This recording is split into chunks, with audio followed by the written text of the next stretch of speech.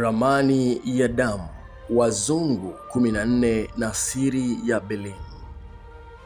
Hujambo, hivi umewahi kusikia habari za ramani ya damu na wale wazungu 14 na ile siri ya Berlin? Karibu, na hii ni historia kiganjani. Novemba 15 mwaka 1884, Berlin, Ujerumani. Chumba namba 77 katika ofisi ya kansela Otto von Bismarck. Hebu vuta pumzi, kisha tazama picha hii.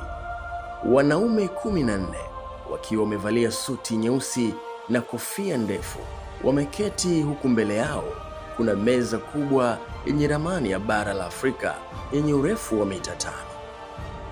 Mmoja anashika rula, mwingine anashika kalamu ya wino mwekundu. Hakuna hata mmoja wao aliyewahi kukanyaga ardhi ya Afrika. Hakuna hata mmoja anayejua lugha zetu. Lakini asubuhi hiyo wanaamua nani atamiliki shamba lako na nani atakuwa mtumwa kwenye ardhi yake mwenyewe. Karibu kwenye mkutano wa Berlin, tukio ambalo liligeuza bara zima kuwa keki ya harusi iliyoliwa na wageni wasioalikwa. Lakini kwa nini wakutane Berlin? Na kwa nini walikuwa na njaa kiasi hicho kwa bara la Afrika? Ulaya ilikuwa imebadilika. Mashine kubwa zilikuwa zimeanza kunguruma katika kile kilichoitwa mapinduzi ya viwanda. Ulaya ilikuwa kama mnyama mwenye njaa ambaye tumbo lake halijai. Walihitaji vitu vitatu vikubwa. Kwanza ni malighafi. Viwanda vyao vilihitaji mpira kwa ajili ya magurudumu, mafuta ya mawese kulainisha mashine, na madini kama dhahabu na shaba. Pili ni masoko. Walitengeneza bidhaa nyingi sana kule Ulaya, hivyo walituhitaji sisi ili tuwe wateja wa lazima wa bidhaa zao. Na tatu ni uwekezaji. Matajiri wa Ulaya walikuwa na fedha nyingi, wakatafuta sehemu ya kujenga reli na migodi ili wazalishe fedha zaidi. Afrika haikuwa tena sehemu ya kutembea tu. Ilikuwa ni store ya mali ambayo kila mzungu alitaka kuivunja mlango.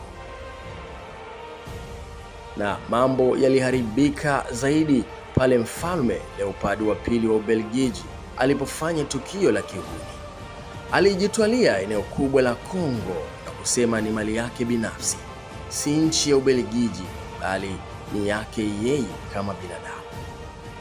Hapo ndipo Uingereza na Ufaransa ulipotoa macho. Uingereza alitaka kumiliki kuanzia Cairo hadi Cape Town.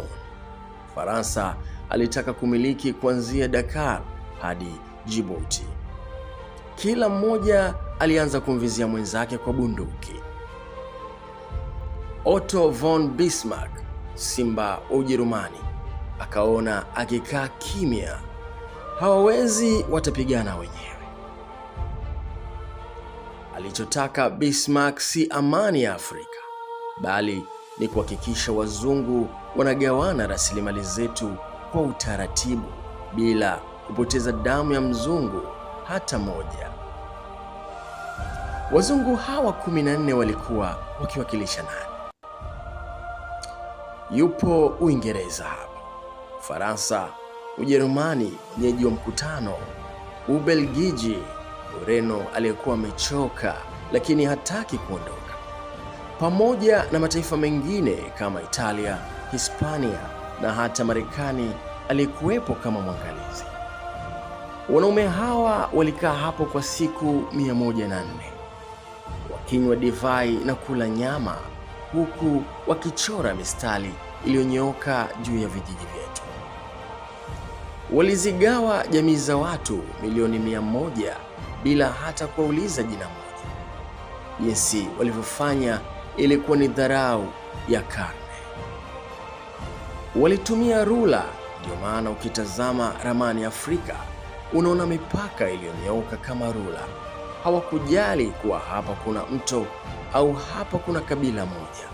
walikata kabila la Wamasai vipande viwili, nusu Kenya, nusu Tanganyika. Walikata Wayao na Wamakonde. Matokeo yake Afrika ikapoteza uhuru wake. Tukaanza kulazimishwa kulipa kodi kwa ajili ya kujenga barabara za kuiba mali zetu wenyewe.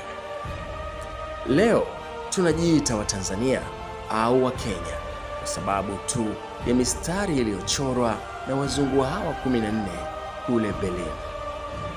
Migogoro yote ya mipaka tunayoiona leo, mizizi yake ipo kwenye chumba namba 77 kule Ujerumani.